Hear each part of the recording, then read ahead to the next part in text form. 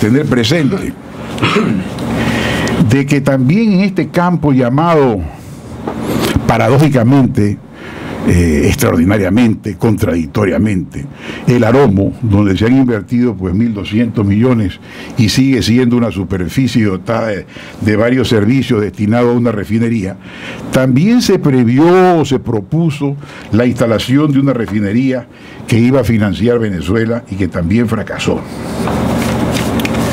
Bien, respecto del asunto de la OEA, de lo que acaba de ocurrir, lo primero que hay que destacar es una frase del secretario de la OEA que aclara una confusión. El presidente de Venezuela y otros presidentes han creído que ellos son la soberanía y se olvidan de que los presidentes de la República son apenas, repito, apenas los titulares de uno de los tres poderes de un Estado.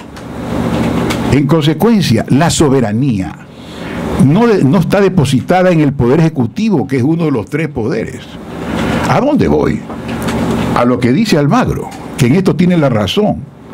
Dice, este revocatorio, el revocatorio del mandato pedido por la oposición venezolana, no es propiedad del presidente Maduro, el presidente de la República, que puede disponer que se haga el referéndum cuando a él se le antoje, es decir, cuando él haya expirado su mandato, sino que la soberanía de Venezuela, y además se habían quejado de que el presidente del Congreso haya acudido a la OEA con su protesta y además pida ser oído. Entonces se le contestó el oficialismo venezolano que es que la soberanía radica en Venezuela y que él era un traidor a la patria por haber pedido ser oído como presidente de la Asamblea Legislativa en la OEA. Entonces dice, ese revocatorio, dice Almagro, secretario de la OEA, no pertenece ni al gobierno ni a la oposición, sino al pueblo de Venezuela. Es deber de todo gobernante responder al mismo. Entonces está claro que la soberanía es del pueblo, de un pueblo determinado. No es del Poder Ejecutivo. No siempre es del Poder Ejecutivo. Y también puede excitar a la OEA los titulares de los otros poderes.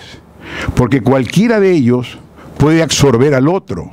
Y da la casualidad que tan golpe de Estado es el hecho de que el presidente de la República, titular solo de la función ejecutiva, absorba al Congreso, como ha ocurrido en el Ecuador, y otros casos que también significan golpe de Estado, es que el Poder Legislativo, llámese Congreso, Asamblea Legislativa, Cámara Nacional de Representantes, etcétera, absorba al Poder Ejecutivo y lo destituya, que es lo que generalmente viene ocurriendo y para lo cual he ofrecido yo una matriz jurídica válida, que es sustituir en América Latina el régimen presidencialista fracasado por el régimen parlamentario que descompone en dos funcionarios las dos funciones que actualmente representa una sola persona, que es el presidente de la República. Una cosa será la jefatura de Estado representado por un hombre distinto del jefe de gobierno llamado primer ministro o premier.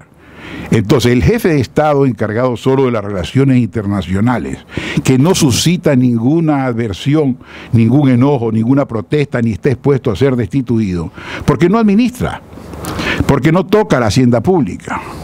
Entonces, esa es la garantía de la democracia y pueden caer uno tras otro, como deben caer cuando yerran los ministros de gobierno o los premieres.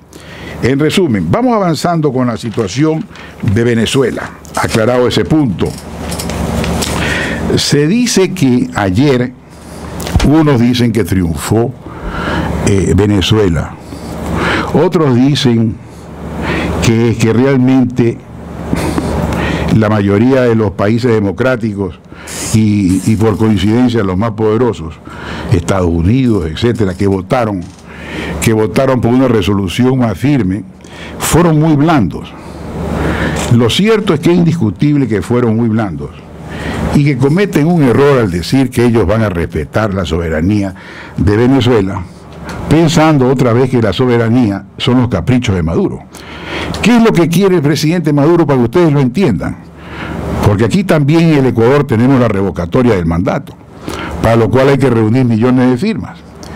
¿Qué pasaría si en el Ecuador, después de reunir los millones de firmas para la revocatoria del mandato de cualquier presidente, a este se le antoje, como se le ha antojado a Maduro, y decir sí, pero ese referéndum, ese acto, esa consulta popular, la hago no este año, como se le ha ocurrido a ustedes, la hago cuando yo ya expire mi mandato? Y entonces eso es lo que propone el presidente venezolano, para entonces que se haga en el año 2017, cuando él expira su mandato, y entonces dejará como sucesor al vicepresidente de la República, y el mandato, el referéndum no tendrá ninguna utilidad.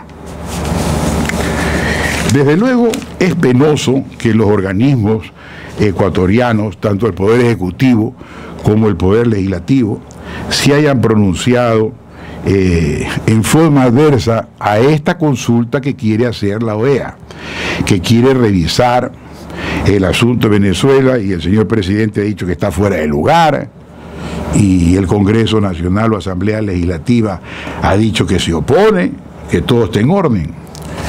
En fin, veamos qué sucede, y lo cierto es que tarde o temprano se va a reunir allí en la OEA la Junta de Cancilleres, porque hasta ayer se reunieron nada más que los embajadores que están en Washington de la OEA, que tienen un nombre determinado, creo que es Consejo Permanente, pues están permanentemente en la OEA.